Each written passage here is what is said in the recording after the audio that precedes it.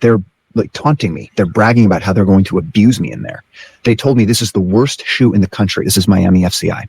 So it's the worst solitary unit in the country. The people in there are like animals. They're all competing about who can be the worst piece of garbage. And they never stopped screaming. And he wasn't lying. They never stopped screaming in there. It was animalistic. It was savage.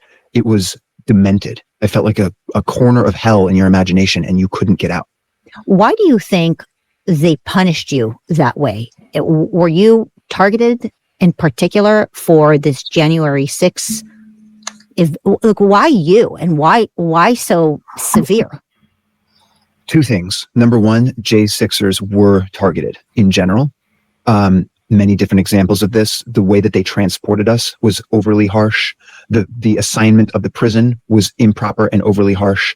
BOP policy is extremely well documented, exactly who goes where and why. I was rated for a camp. I actually requested that specific camp in Pensacola because I now reside in Florida, so that was the territory. The judge said, yes, put that on the record, that's fine. But they didn't put me in that prison. They put me in a much more dangerous, violent, terrible prison than that camp. Why? Why? To persecute me, to abuse me. They did this to many J6ers, but in my case particularly, in that terrible prison, they made it far worse by putting me in this isolation environment. But it's because I continued legally, peacefully, appropriately to say, I won't back down. I won't silence myself. I will not self-censor. I still have constitutional rights. Now, in this video, we're going to cover a topic that I'm sure you may be sick of hearing about until now, because new evidence have just come out that's able to link the Biden administration and the White House to January the 6th. And I'm going to show you a clip of that evidence that's just been unveiled. And you know, the lamestream media is not covering it. Now, January 6th is a unique situation because the Democrats, the left-wing extremist libtards, that's their go-to for everything. Regardless of the 2020 Summer of Love, where they just tore up cities and police precincts and all of that, all of the other outbreaks and the pow-pows at schools where manifestos were written by transgender people, they love to always bring up January the 6th. Why? Because they felt like that was going to be the thing that was going to not only keep Trump out of office, but was going to turn the American people against him. But they didn't bank on one thing, and that was that there was way too many patriots in this country who weren't asleep at the wheel and knew that it was deeper than what was being told to us. So I'm going to show you some of the footage that the lamestream media never wanted the public to see. I'm also going to show you the clip as far as the evidence that has been rolled out against that shows the Biden White House coordinated to make January 6th happen. It wasn't just some happenstance. It allegedly was intentional. And I believe that most of us already knew that. Those of us who actually knew President Trump said peacefully and patriotically, but yet the media edited that out. Those of us who knew folks were down there peacefully doing their thing and just, practicing their constitutional rights.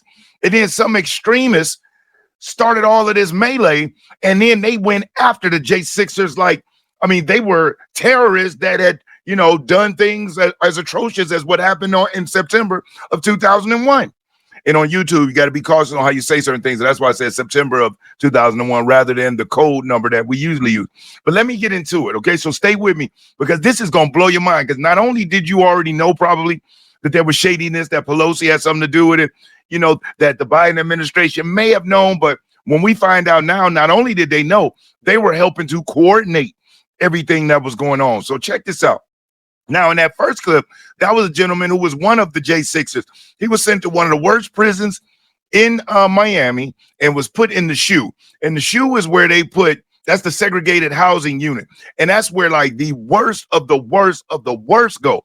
This person was in there for trespassing. And remember something, not one person from President Trump to any of the J6 people that were involved, those patriots that were being held as hostages, not one of them was charged for insurrection, but yet they call them insurrectionists. Now, in this video clip here, we're going to see a clip of someone in the Capitol, inside of the Capitol, behind this makeshift wall, passing out weapons. Now, how does that happen to something that's just supposed to be random?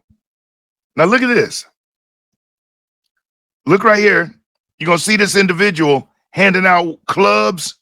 See him? Boom, there's one.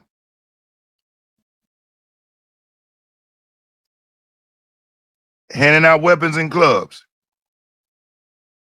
Boom. There's one. Go back up in there. Oh, did my pause in there? I'm making my pause. There's another one.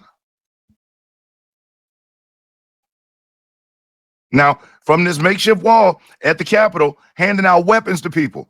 Now, how are those weapons able to be stashed on the property of the Capitol building where this radical can hand them out to people? And we clear as they see handing out clubs. There's a lady who just stuck her head up through. Now there's the man. Boom, he's handing out one. You saw that one that had like a little white tip, just so you don't think that.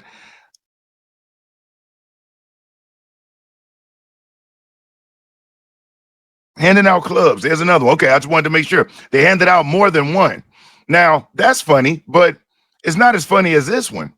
Check this clip out here, where we got here, January 6th release footage, protesters fist bumps Capitol Police after being uncuffed. Let me take this one back. Let's check this out. From this violent protester. Got him in cuffs, got him away from the crowd, and then they're taking the handcuffs off of him.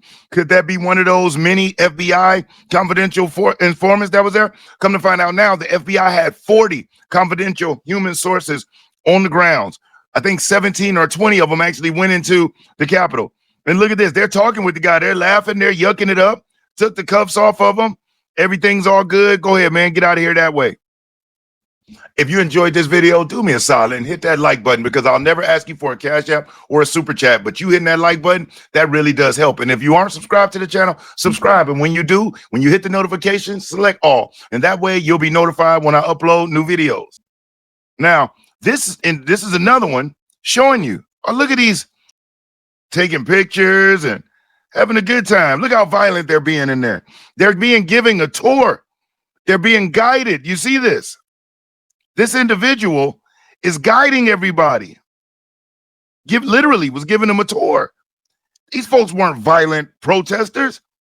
They're patriots who actually have love for the Capitol building. They're in awe. They're taking pictures. They want souvenirs. Now, should they have entered? No. But was it this violent protest? And I'm going to prove that to you here next in the next clip.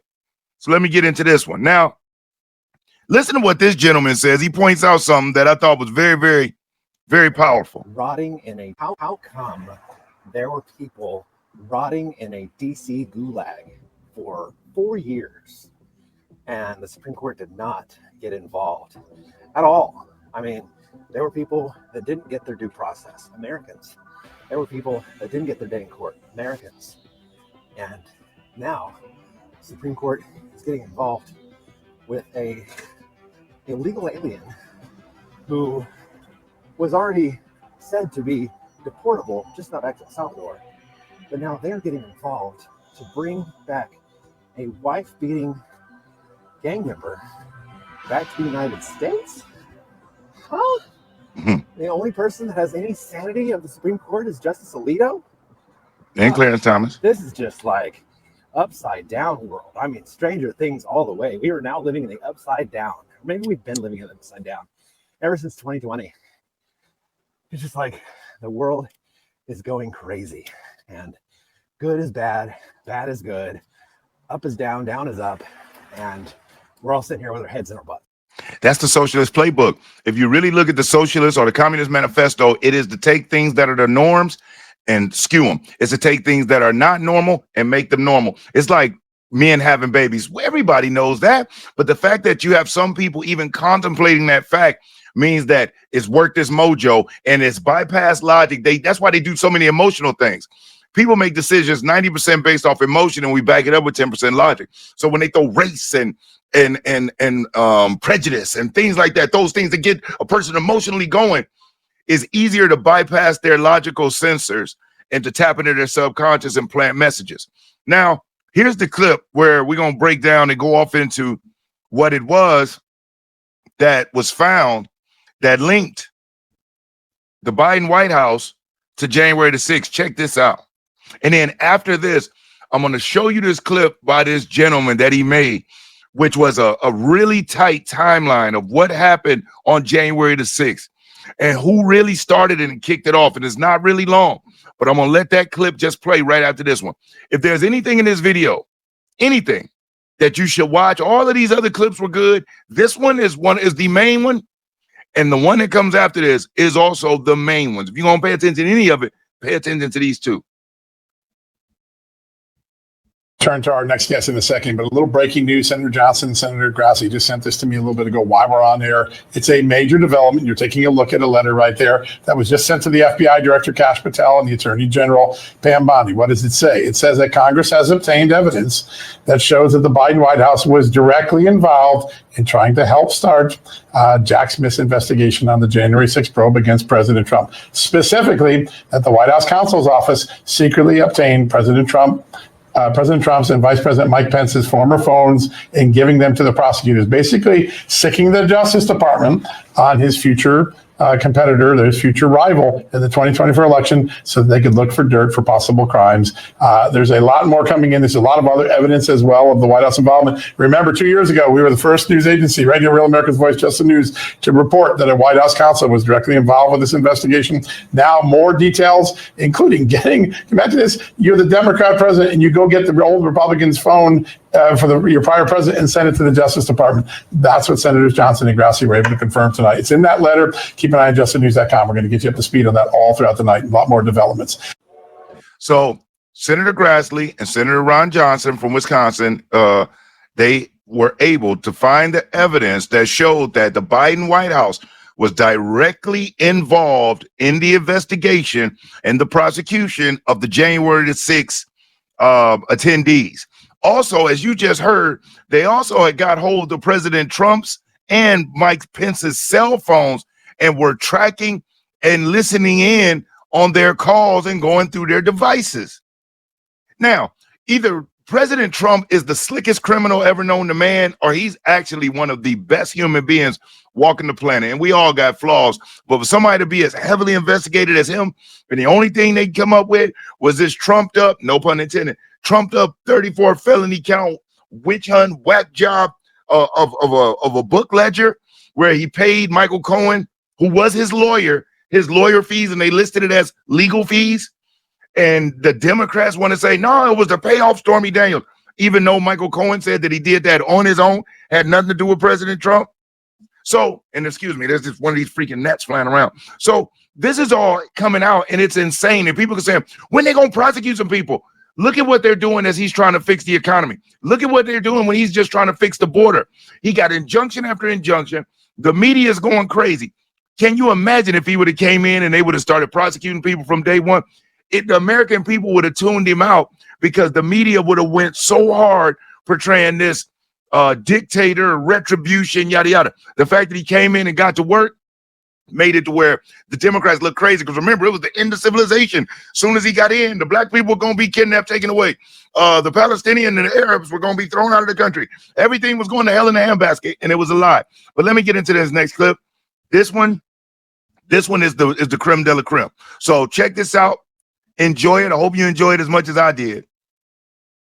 Matter of fact, let me let this go. I know that everyone here will soon be marching over to the Capitol building to peacefully and patriotically make your voices heard. January 6, 2021, the media propaganda machine fed us a story that shapes the narrative of insurrection.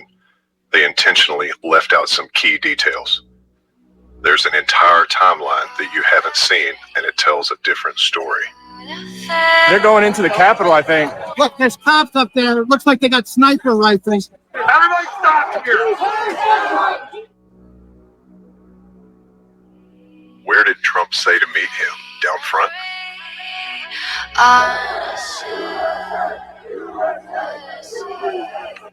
Who were the agitators? What was the timing? How did the chaos begin? Unit 6, I need less people teams. They can come up from the Upper West Terrace and take an elevated position. Right now we have group stopped at the Lower West Terrace. They're not compliant, climbing scaffolding. Let me know when the less than legal teams are in place. We want to petition our government for redress of grievances. Did the officers not hear this? You were told there was fighting, but where? Shoot me! Fuck you! Fuck you! Traitors! Put that gun down! As a dream through the fence. Unit 6, I got a crowd fighting with officers pushing, throwing projectiles. I have given warnings about chemical munitions. I need the less than lethal team positioned above me to identify the agitators and start deploying. Launch! Were there any warnings to evacuate, much less safe exit routes? Dig deeper. Let's have this address.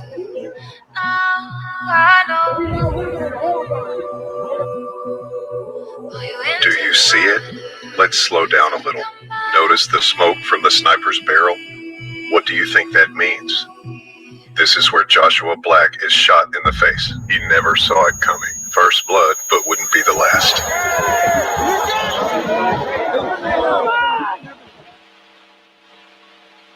Is this where the agitation began?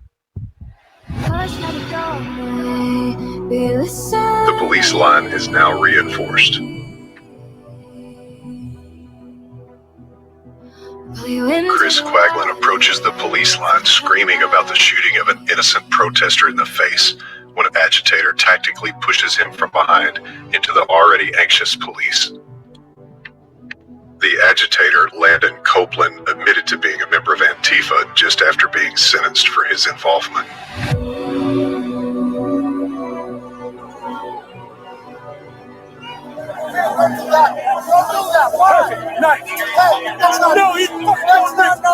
The police reacted with violence, further infuriating what was a peaceful crowd. They've been throwing flashbangs. Shooting that shit. Stay on the floor! The anger spreads among the crowd from the unprovoked attack by federal agents. None of this had to happen. As aggressive police forces continued to provoke the crowd, peaceful became chaos.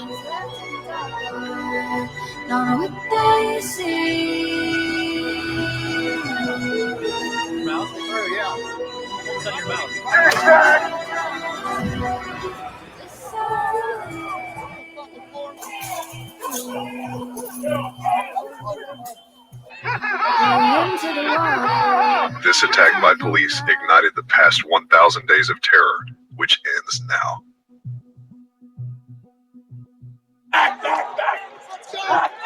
Come on, these guys, get it! They're trying to save this guy's life right now.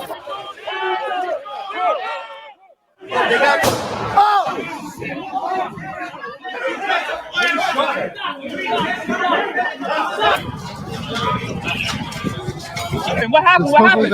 The cop shot him. The cop shot that guy on the fucking. What the fuck? Shot her.